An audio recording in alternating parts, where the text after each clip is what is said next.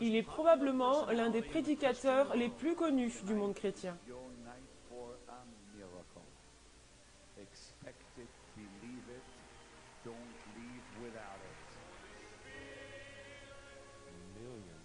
Des millions de personnes, des dizaines de millions de personnes dans le monde croient que Benny Hinn est l'un des plus remarquables envoyés de Dieu. Et ses supporters semblent lui donner leur totale confiance et foi. Je crois qu'il a été envoyé et choisi par Dieu, oui, pour emmener le message de Dieu, son message de salut au monde. Dites ce que vous voulez à propos de lui, mais pendant ce temps, Benny Hinn anime son émission télé quotidienne. Quelqu'un vient juste d'être guéri d'un cancer de l'estomac.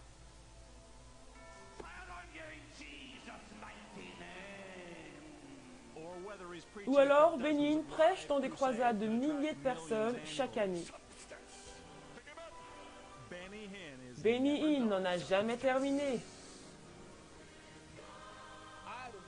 Je me rappelle d'un homme, durant une croisade. Vous savez quoi? Il a pointé un serpent devant mes yeux, devant 2000 personnes qui ont pu le voir.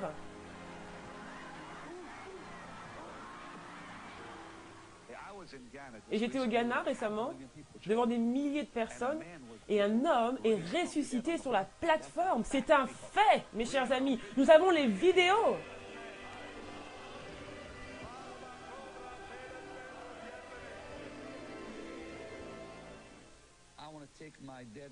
J'aurais envie de prendre mes bien-aimés qui sont décédés, de les placer devant une télévision durant ces programmes, durant 24 heures, en attendant que Dieu se manifeste et les touche.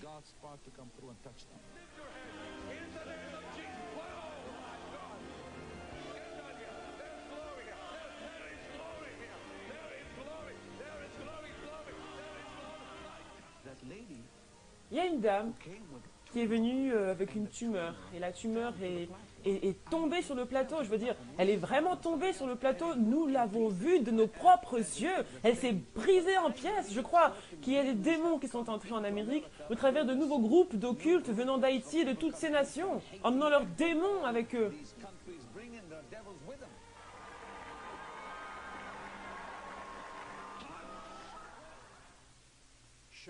Homme de spectacle, marketiste, malicieux. Il se fait passer pour un homme religieux complet. Et je pense que s'il y avait une liste des 500 hommes qui prient pour un salaire, Benny Hinn serait Bill Gates. Il a été reporté qu'il rapporte au moins 100 millions de dollars chaque année. Ça fait un bon moment que Benny Hinn a commencé son chemin. Il est né en Israël de parents grecs et arméniens. C'était un étudiant remarquable avec une soif incroyable pour Dieu. Il en parlait la plupart du temps. Son intérêt pour Dieu, son intérêt pour les Écritures, son intérêt pour en connaître plus. Ensuite est venu le temps où il a éprouvé le désir d'être réellement engagé dans le ministère. C'était pour lui important et attirant. Cet homme était parmi les témoins du baptême de Benny Hinn et a joint la même église ainsi que le même groupe de musique religieuse.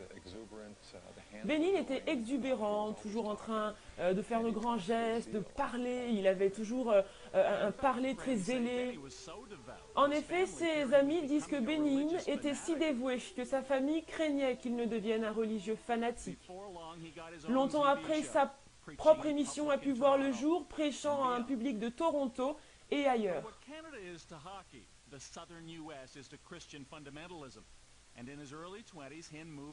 Dès 20 ans, il rejoint la Floride et il rencontre sa femme, Suzanne, fille d'un pasteur local venant d'une famille d'hommes d'affaires. Qui aurait pu penser que 30 ans après, le jeune enfant de Toronto deviendrait le plus connu des télévangélistes exerçant la guérison par la foi dans le monde entier?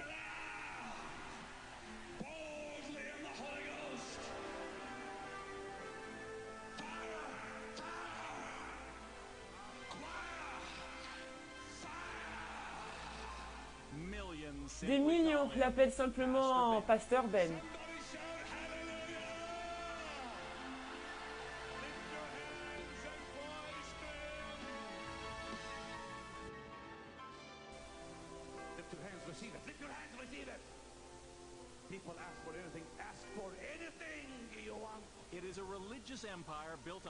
C'est un empire religieux construit sur les promesses de Benny Hinn, selon lesquelles si vous avez assez de foi, vous serez guéri, spécialement à une de ces croisades.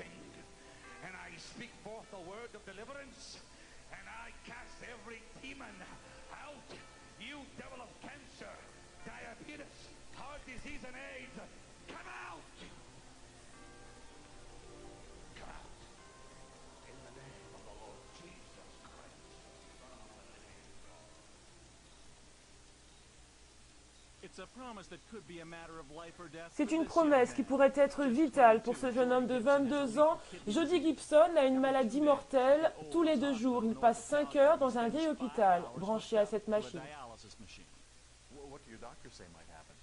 Que vous a dit votre médecin à propos de votre maladie si vous quittez l'hôpital? Ils ont dit que je mourrais. En combien de temps? Sûrement... Le docteur de Jody souhaite opérer une transplantation, mais Jody a dit non, pensant qu'il serait guéri par Dieu ce week-end, lorsque Benny Hinn sera dans la ville. Quand vous avez 30 000 personnes qui disent la même chose, que Dieu est au contrôle de tout cela, que des gens ont des manifestations surnaturelles sur la scène ou alors à leur place, je veux dire, c'est quelque chose de vraiment surprenant. C'est la même foi qui anime Janet, mère de cette petite Grace, qui décide de l'emmener voir Benny Hinn. Grace est née avec de gros handicaps. Si Jésus a guéri il y a 2000 ans, et s'il est le même aujourd'hui, hier et éternellement, selon les versets bibliques, alors je crois qu'il peut le faire encore aujourd'hui, par la grâce. La petite Grace pense aussi la même chose. Si vous pouviez recevoir un miracle, qu'est-ce que ce serait? Me lever. Juste marcher? Est-ce que tu voudrais, Grace? Juste marcher? Oui, juste marcher. Que quelqu'un dise un autre Amen. Donnez à Dieu un Amen pour les merveilleuses choses de ce soir.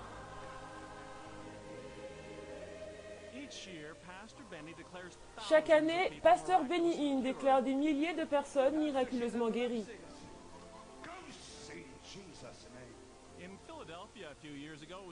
À Philadelphie, quelques années plus tôt, c'étaient les problèmes cardiaques de cet ex-champion grand boxeur de renom, Holyfield. Le Seigneur vient de me dire qu'il est en train de guérir le cœur d'Holyfield. La reconnaissance d'Holyfield sera un chèque d'$250 000. Derrière les caméras. À Las Vegas, Benny Hinn prétendit avoir guéri ce petit garçon de 8 ans de son aveuglement. Il a également promis de lui payer l'école. Tu étais aveugle, complètement aveugle? Non, je pouvais juste voir de près. Je mettrai une semence à sa disposition pour ce précieux garçon. Et cet argent n'ira qu'à lui et à lui seul, à personne d'autre. À une croisade au Massachusetts, Benny Hinn prétendit avoir chassé le démon de cancer qu'un médecin avait diagnostiqué à cette dame comme étant terminale. Tout ce qu'il a fait, c'est mettre ses bras autour de moi. J'étais guérie. Je savais que je l'étais. Ça aurait été d'indiscutables histoires miraculeuses, vraiment. S'il n'y avait pas ce manque de fondement partout où le pasteur Benny Hinn va. Par exemple, que s'est-il passé lors de la conférence à Ontario, au Canada? Il en a fait mention dans son livre. Selon le pasteur Benny Hinn, après le service dans la chapelle d'un hôpital catholique local, la personne en charge de l'hôpital lui aurait demandé d'imposer les mains à tous les patients dans les chambres qui n'avaient pas pu venir au service. Est-ce réellement arrivé? Non, non, non, ce n'est pas arrivé, il ne me l'a pas demandé et je ne l'aurais pas fait.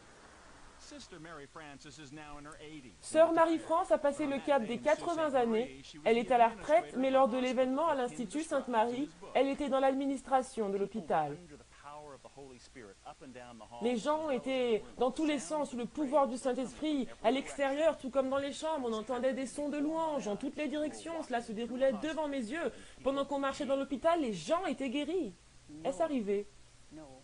Non, non, non. Cela n'est jamais arrivé. Après 60 ans en tant que nonne, Sœur Marie-France dit croire aux miracles, sauf ceux que Benny Hinn décrit dans l'hôpital Sainte-Marie. Je sais que ça arrive. Oui, il y a des miracles. Mais je sais juste que ce n'est pas arrivé ce jour-là, ce n'est pas arrivé en ma présence.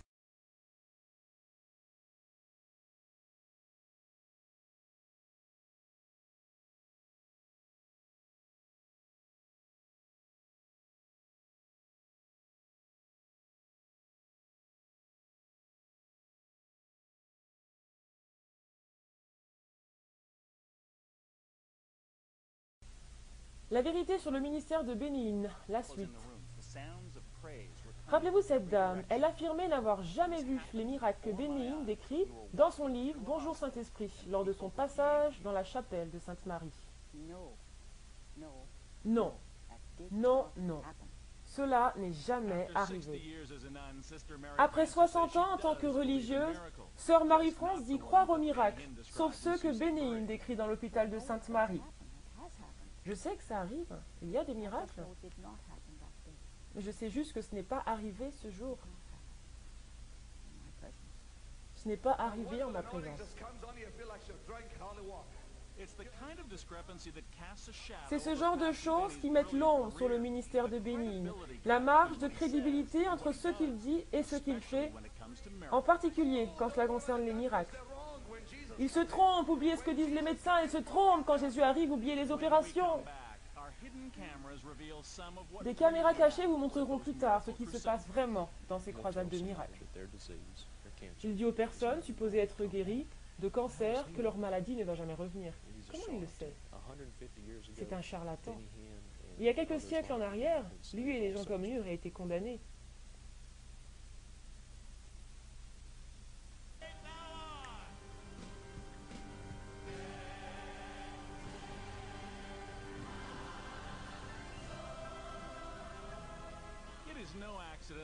Il n'y a rien d'étonnant que lorsque Benny Hinn arrive sur la scène, le groupe de louanges entonne toujours le chant « Que tu es grand ».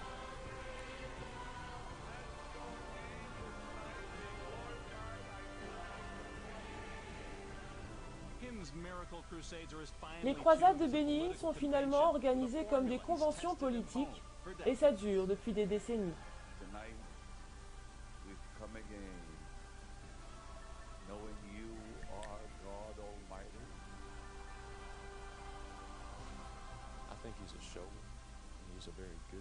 Je pense que c'est un homme de spectacle, un très bon homme de spectacle. Cet homme en ses longs, sa thèse de master en théologie éclaire le ministère de Benny Hinn et ses méthodes. Il connaît bien la foule, il sait comment manipuler ses émotions, il sait comment amener le respect et emmener les gens à croire en lui.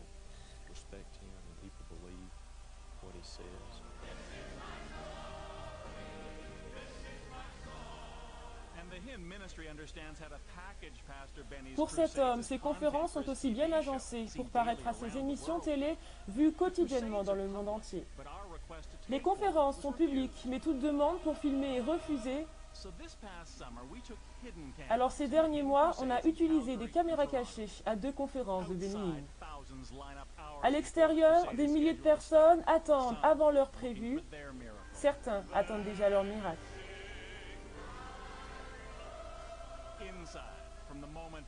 À l'intérieur, dès que le pasteur Benny Hinn arrive sur la scène, le moment peut commencer.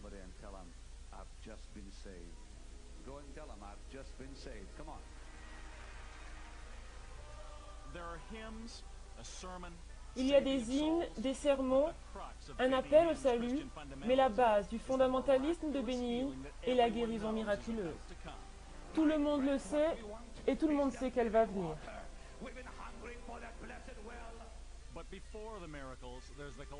Mais avant les miracles, il y a la collecte d'argent.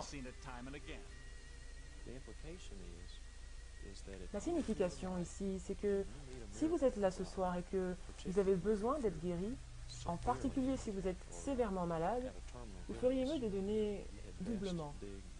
Car plus le miracle que vous voulez est gros, plus votre semence doit être conséquente. We have found him of whom Moses and the law and the prophets wrote. It's Jesus. Justin Peters is not only an academic, Cet homme, Justin, n'est pas seulement un académique ici, sur le sol américain. Il est aussi un évangélique lui-même et il y a autre chose que vous devez savoir à propos de lui.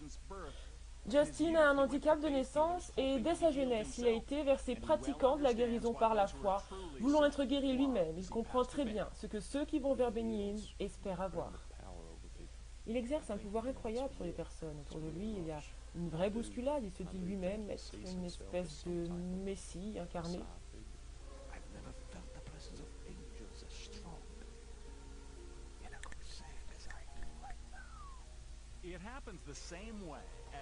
Les choses se déroulent toujours de la même manière à toutes les croisades de Benny Hinn. Pasteur Benny Hinn déclare que Dieu lui parle et lui révèle quels miracles ont eu lieu et où. Une tumeur a été guérie à ma droite. Quelqu'un sur une chaise roulante vient d'être guéri.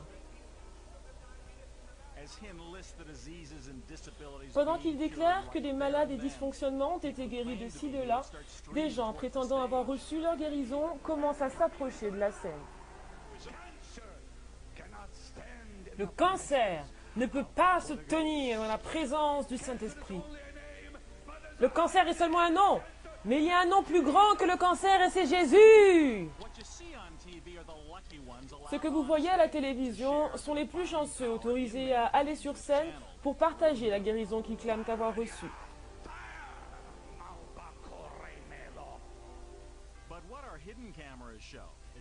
Mais ce que notre caméra cachée montre, c'est que l'équipe de Benny Hinn sélectionne les personnes qui ont été miraculeusement guéries pour monter sur scène et nous montrons aussi ce qui leur arrive après tout cela. À combien de croisades de Benny Hinn avez-vous assisté? Oh, je ne peux pas compter. Des milliers, des centaines? Des centaines. Cet homme a vu ces croisades de miracles de bien plus près encore et pour cause. Il était membre de l'équipe de sécurité de Benny Hinn. Il a accepté de nous parler à condition que l'on cache son identité. Comment sélectionne-t-il ceux qui vont sur la scène pour témoigner? Il y a une équipe qui va sur le terrain et réalise une rapide interview. On vous demande par exemple si vous aviez mal au bras, pouvez-vous lever votre bras? Parce que si vous ne pouvez pas le lever, vous n'êtes pas autorisé à aller sur scène. Andrew affirme que la plupart de ceux qui disent qui a été guéri n'ont aucune sorte de diplôme médical. Cet homme n'a aucune formation médicale, c'est le frère de Benny Hinn. Il est l'un d'entre eux. Ce n'est pas le plus important, mais il en fait partie, il les emmène sur la scène. Selon Andrew, tout cela n'est fait que dans un seul but, tenir les vrais malades loin de Benny Hinn. Ces gens-là ne seraient jamais autorisés à aller sur la scène. Pendant cette conférence, souvenez-vous de la mère de grâce, Jeannette, elle espère que sa fille puisse recevoir son miracle. Je lui ai dit, à cause de tout ce monde qu'il y a, ma chérie, tu sais, on peut rester à nos places et Jésus agira jusqu'ici. Mais elle a dit, maman, je préfère que nous allions sur la scène à côté de Benny Hinn. Je lui ai dit, tu en es sûre? Et elle a dit, oui, maman. Avec sa fille dans les bras, Jeannette s'élance dans la foule. Comme pour les autres, après une périlleuse élancée, elle fut arrêtée et on lui demanda de s'asseoir. Grace et moi, nous sommes assis et nous avons attendu. Et Grace m'a demandé si je voulais l'aider à essayer de marcher. Elle voulait mettre sa foi en action. Alors je l'ai levé et on a essayé. C'était un moment difficile.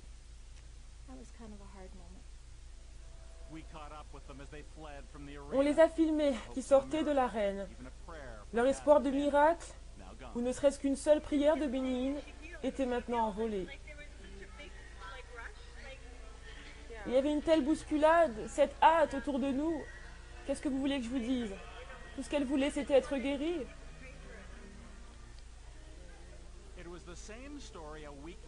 C'était la même histoire une semaine plus tard à Toronto, quand Justin Peter, handicapé des jambes, a essayé d'aller plus près du pasteur Benny. Une caméra cachée montre Justin être stoppé par un membre d'équipe. Ensuite, regardez, le frère de Benny lui souffle quelque chose et Justin est autorisé à aller devant.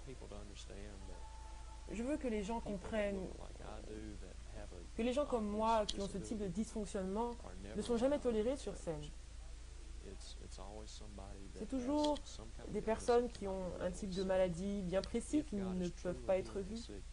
Si Dieu guérissait vraiment les gens au travers de Bénil, on devrait voir des amputés guéris, on devrait voir des personnes visiblement atteintes être restaurées.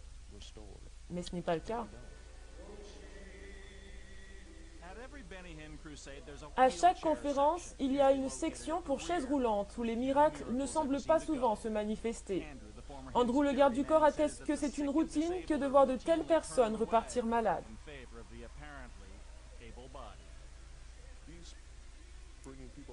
Il fait monter des gens sur scène qui proclament avoir été guéris. Mais qui dit qu'elles sont guéries? Elles-mêmes. Et Benny dit, regardez, elles sont guéries. Comment cela est-il arrivé? Où ont-ils fait des tests médicaux? Ne loupez surtout pas la troisième partie de ce documentaire. Vous y verrez les preuves médicales que Benny fournit et surtout la question très critique de l'argent dans ce ministère. Tout cela dans un instant.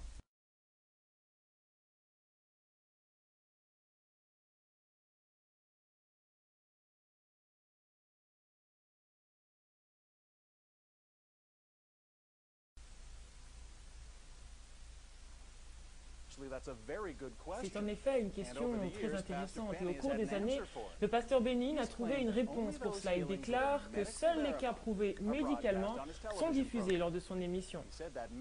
Il l'a dit plusieurs fois d'ailleurs. Regardez. On a appelé les médecins de 5 personnes et on leur a demandé étaient-elles malades. Ensuite, nous avons vérifié leur guérison. Alors nous avons pensé à soumettre ces vérifications médicales à un examen. L'été dernier, le pasteur Benny a effectué un service à Toronto après 3 voyages en tout juste 24 heures. Il a déclaré des milliers de guérisons miraculeuses. Quelque temps après cette croisade de Toronto, elle était d'ailleurs diffusée dans le monde entier lors de son émission télévisée.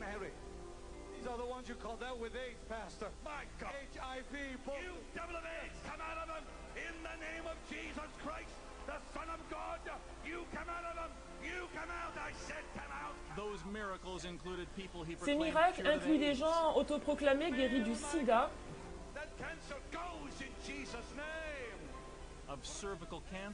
de cancer du cerveau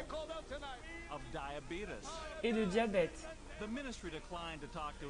Ce ministère ne montrant ses guérisons que par ses propres caméras, nous avons décidé de vérifier ces guérisons par nous-mêmes. On a été capable de manière indépendante de trouver 4 personnes déclarées guéries par Benny à Toronto. Souvenez-vous, Benny a déclaré que ces guérisons sont médicalement vérifiées. Cette femme a refusé de nous parler. Pour certains, elle qui s'est déclarée guérie d'un cancer du cerveau n'avait pas de cancer dans un premier temps, mais quelque chose appelé mécontentement bénin aurait poussé le médecin à changer son suivi médical. Depuis la croisade, cette atteinte du diabète a connu une aggravation de sa maladie et elle a été hospitalisée. Après un test à l'hôpital, la femme au centre a toujours le sida. Alors qu'est-ce qui se passe réellement ici? Est-ce de la tromperie, de l'hypnose? Après des recherches, Justin Peter en est arrivé à cette conclusion. C'est une question d'impact de l'esprit sur le corps. On vous pousse à croire vous-même que vous êtes guéri et vous vous sentez mieux sur l'instant, mais ensuite, après l'euphorie, les symptômes reviennent. Ils reviennent toujours. En effet, rappelez-vous les soi-disant miracles dont on vous a parlé plus tôt. Benny proclamait qu'ils avaient eu lieu. Eh bien, il donnait de faux diagnostics. Un interne de la clinique en charge d'Holyfield affirme que le boxeur n'a jamais eu de problème cardiaque. Le petit William, partiellement aveugle, l'est toujours. Et selon sa famille, après 3 ans, ils n'ont toujours pas vu le moindre sou d'aucun ministère. Et peu de temps après que je lui ai parlé, la dame malade du cancer en est morte. Et quand la croisade mentionnée plus tôt s'est terminée, Jeannette et sa petite fille sont rentrées à la maison. Elle a pleuré et m'a dit qu'elle était très déçue. Mais en même temps, je n'ai pas perdu tout espoir. Je ne perdrai jamais l'espoir de croire qu'un jour elle marchera.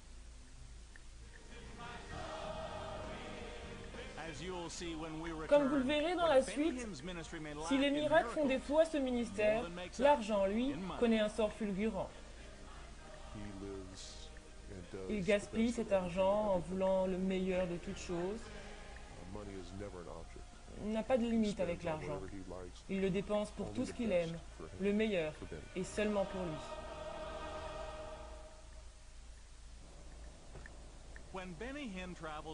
Quand Benny Hinn voyage pour ses croisades autour du monde, c'est toujours en première classe, escorté par des gardes du corps qui sécurisent chacun de ses déplacements, sans compter la police payée presque partout où il va.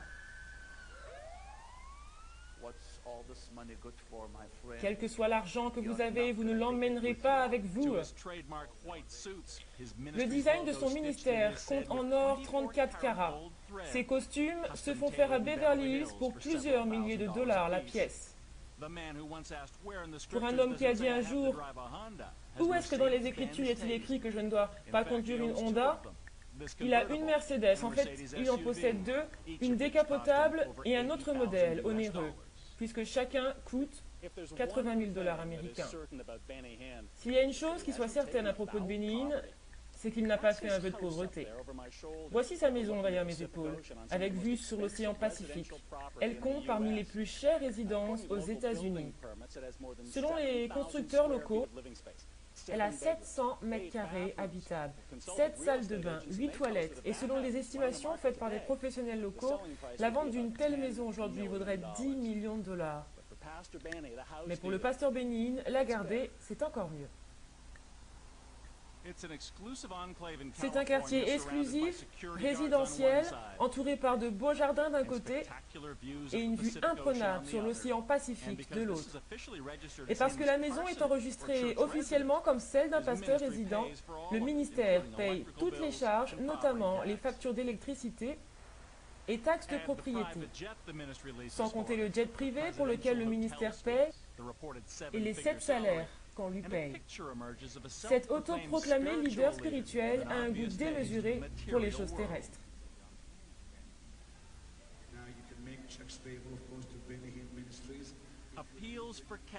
Des montagnes de cash sont entre les mains des hommes de Benny Hinn Ministry.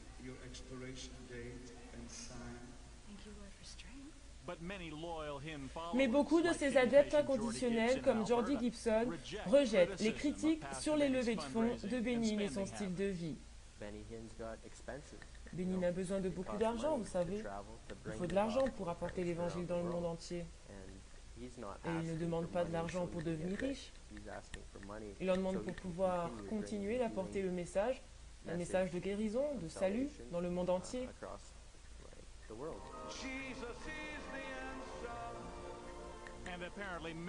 Et apparemment, des millions d'autres pensent la même chose parce que l'argent se déverse en flot dans le ministère de Benny Hinn. Durant ses dernières croisades, cette année, pendant que le pasteur Benny Hinn était sur scène derrière les caméras, nous avions son équipe et des volontaires qui collectaient les paniers remplis. On ne disait jamais « Oh, c'était une grande croisade, Dieu a sauvé beaucoup de monde » ou « C'était une grande croisade, Dieu était présent avec nous ». C'était plutôt « C'était une grande croisade, on a fait un demi-million de dollars ». Andrew a vu ces croisades de l'intérieur dans l'équipe de sécurité. Savez-vous à peu près en moyenne combien le ministère collecte après chaque croisade? Des centaines de milliers de dollars. Je crois que le plus grand chiffre que j'ai jamais vu là-bas en une soirée, ça devait être 700 000 dollars.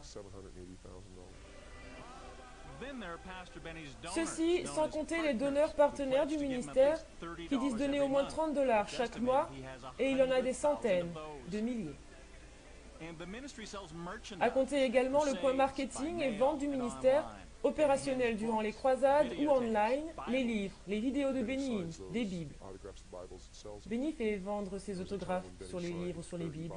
Des fois, il signait 30 Bibles et il disait « Je me suis fait 300 dollars ». Il était presque euphorique.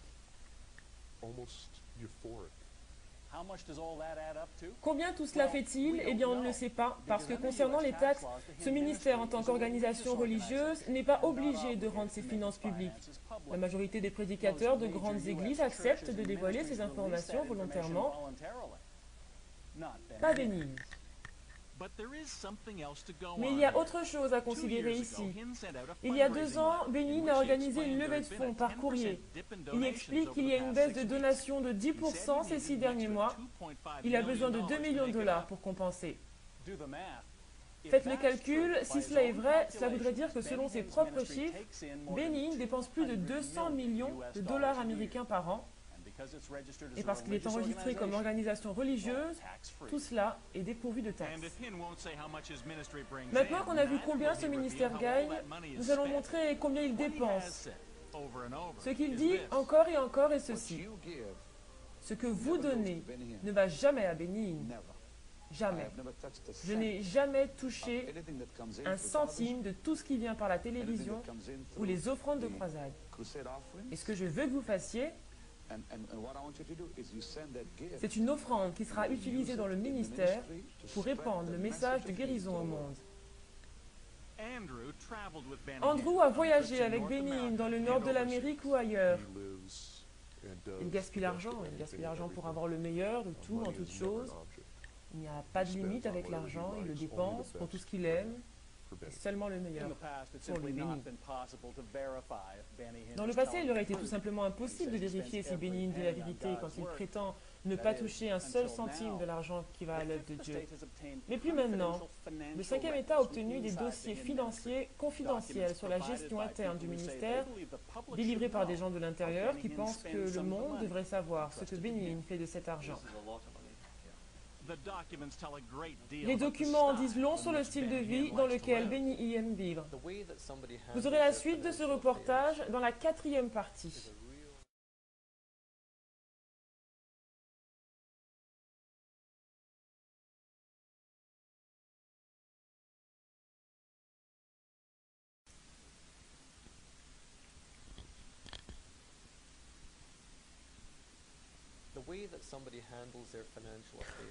La façon dont les gens traitent leurs affaires financières est une vraie fenêtre nous permettant de connaître comment ces personnes vivent et organisent leur vie. Rudy Aaron est spécialiste dans l'expertise de faux documents et des affaires d'escroquerie. Nous lui avons demandé d'examiner les dossiers du ministère, les dépenses et les dossiers de voyage. Il aime la grande vie et pour une situation où j'aurais été officiellement en charge d'un dossier comme celui-ci, avec suspicion de fraude, j'aurais arrêté d'étudier les articles et me serais empressé de lui faire passer un entretien, parce que pour moi, ces dépenses sont bien au-delà de ce qui aurait été jugé raisonnable en ces circonstances. Nous fixons notre attention sur un voyage en juillet 2003. Durant sa croisade à Saint-Pétersbourg en Russie, ce document montre qu'il a résidé dans un hôtel 5 étoiles où il a payé pour les choses les plus somptueuses. Mais ce qui est vraiment intéressant, c'est ce qui est arrivé quand la croisade est terminée. Pasteur Benny et sa famille, les gardes du corps et les membres de son ministère ne sont pas rentrés à la maison.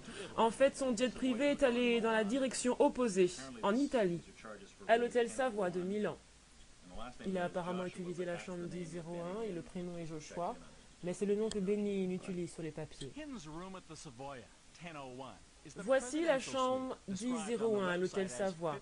Ce n'est rien d'autre que la suite présidentielle. Cet hôtel proposant des suites est sûrement l'un des meilleurs hôtels au monde. Ce n'est pas une blague, il présente les plus grandes suites de toute l'Europe, avec leur propre piscine chauffée. La nuit ici s'élève à 10 000 $ américains. La facture nous montre également 4 000 $ supplémentaires pour des frais de transport, puis des pourboires. 310 $ en tout juste 3 jours, des centaines de dollars aux femmes de chambre et 1 000 $ au manager de l'hôtel. Mais ça ne s'arrête pas là. D'Italie, Benny et son entourage sont allés à Londres pour un seul jour. En tout juste 24 heures, voici les chiffres que les dossiers révèlent. C'est ici, dans ce prestigieux hôtel londonien, où Madonna ou Michael Jackson ont été reçus. La facture pour sa chambre, la suite 210, est de 4000 $ américains pour la nuit. Sans compter les charges d'hôtel comme le thé livré dans la chambre, le repas et le chauffeur. Tout cela pour un total de 6000 $.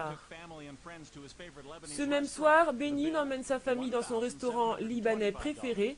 La facture, 1725 $ et 67 cents. Il y a eu des pourboires à Londres également, 3000 $ en un seul jour, à inclure un pourboire de 1000 $ au concierge. Finalement, il y a eu un arrêt au magasin Harrod, où 2000 $ ont été payés pour divers aliments et fruits.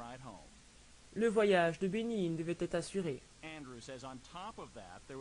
Andrew déclare qu'en plus de cela, il y avait le coût de l'entretien de l'équipe du ministère et des gardes du corps qui voyagent avec lui. Il pouvait dépenser 35, 40 000 $ en une journée pour les salaires, probablement plus d'ailleurs, pour 10 personnes. Tout cela peut atteindre un total de 200 000 $ ou plus pour juste ces 4 jours.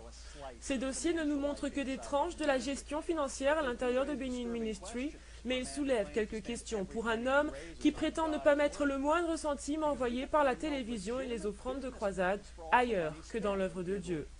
Mais qu'est-ce qui justifie tout cet argent dépensé en Italie et à Londres, où il ne se tenait aucune réunion ni croisade, juste une note parlant d'une escale non spécifiée après celle-ci? C'est bien peu pour justifier que tout cela concernait les affaires officielles du ministère, mais c'est pourtant ce qui arriva. Il est très dur de justifier de telles dépenses, même dans le cadre de ses objectifs de ministère. Il n'a aucune raison de dormir dans les meilleurs hôtels de Milan, ni dans le meilleur hôtel londonien. On peut se sentir obligé de donner un certain type de pourboire, mais ça ne doit pas être forcément le plus grand pourboire que l'hôtel ait reçu ce jour-là. Et selon Roddy Aaron, cet incroyable recours à l'argent liquide pourrait être, là encore, une autre pratique inhabituelle dans les affaires de Benin Ministry. Le document contient des milliers de chèques pour dépenses courantes, bien qu'il n'y ait rien de très courant dans ces dépenses-là. Un chèque de 5200 $ à un assistant de Benin, aucun détail sur le motif. Un autre de 25 000 $ à une compagnie, à 30 mètres de chez lui, sans mention non plus. Il y a l'argent distribué à sa famille. En tout juste un mois, en 2003, de multiples paiements atteignent la somme de 33 000 $ pour le pasteur Benin et sa femme. Encore une fois, aucun détail n'est donné sur la raison de ces dépenses. Juste quelques jours avant son pourboire de 1000 $, cette fois-ci, il donne une explication à une dépense, 20 $ donnés à une sans-abri avec un bébé, enregistré dans les factures du ministère. Il est possible que Benin puisse expliquer ce style de vie extravagant, ses dépenses de voyage et tout cet argent dépensé, mais s'il y en a une, il ne nous l'a pas révélé, et ni à toutes ces personnes qui lui envoient de l'argent chaque année.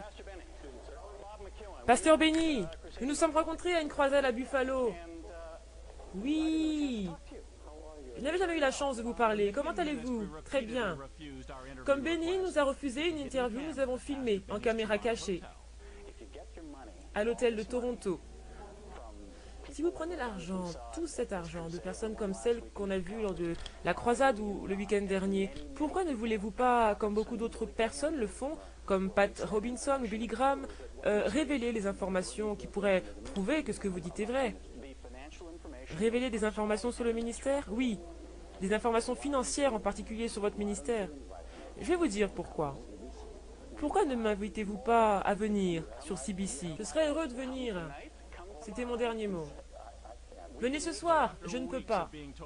Mais après avoir entendu pendant des semaines qu'il ne voulait pas nous parler, on a décidé de lui demander tout de suite les preuves des miracles. Ce qu'on voudrait, ce sont des preuves médicales. On veut avoir l'état initial des patients, si cet état a radicalement changé, et si ce changement continue. Nous voulons voir les patients et avoir accès à leur docteur. Je pense que tout le monde serait d'accord pour dire « ce n'est pas un problème ». Écoutez, j'ai donné des interviews pour HBO, CNN, je n'ai aucun problème à le faire avec CBC. Je n'ai vu aucune forme de preuve médicale à toutes les interviews que vous avez données. Rien ne prouve l'existence d'un seul de ces miracles. Il y a une chose à laquelle je crois, et vous non. Je sais que vous le croyez, Mais vous avez aussi dit que vous ne mettez à la télévision que des cas vérifiés médicalement. Vous savez, alors tout ce qu'on veut, c'est voir les fondements de ce que vous avez dit. Écoutez, on a fait tout ce qu'on a pu en tant que ministère pour ouvrir un département, pour avoir des gens qui sont examinés. Vous vous rappelez du petit William de Las Vegas? Vous avez dit, quelques années en arrière, que vous alliez mettre des fonds à sa disposition, qu'il irait à l'université. Il était supposé être guéri d'aveuglement, eh bien il ne l'est pas, et la famille dit qu'elle n'a jamais plus été en contact avec le ministère. Écoutez, lorsqu'il est venu sur la scène, tout ce que je savais de lui, c'est ce que mon équipe m'a dit. Oui, mais le problème, c'est que eux-mêmes ne savent pas, et vous non plus. Et vous vous faites de l'argent sur vos déclarations, un bon paquet d'argent. Ok, parlons de cela devant une caméra, je répondrai à vos questions. Je n'ai aucun problème avec cela. On est déjà filmé en fait là. Très bien, vous avez le droit de le savoir. Est-ce que vous avez autre chose à dire devant la caméra? Je suis désolé d'apparaître aussi fatigué. Peu après cette révélation, Benny et son entourage nous ont dit au revoir.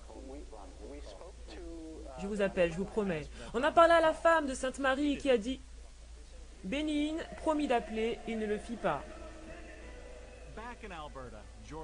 Retournons à une croisade, souvenez-vous, ce jeune homme, il a assisté aux réunions de Bénin ces derniers mois en tant que placeur et quand on lui a rendu visite 2 mois plus tard, il attendait toujours son miracle en continuant de résister au conseil de son médecin de se faire greffer un nouveau rein.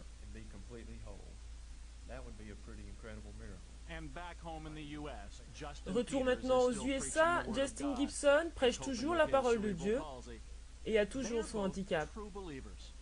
Comme vous le voyez, il y a beaucoup de chrétiens avec des points de vue différents sur Bénin. Je me suis souvent demandé si Bénin sait qu'il est un imposteur ou si il est lui-même trompé. Je ne suis pas sûr. Je pense qu'au début de son ministère, il a dû avoir d'honorables intentions, mais qu'il a été intoxiqué par l'argent et par le pouvoir.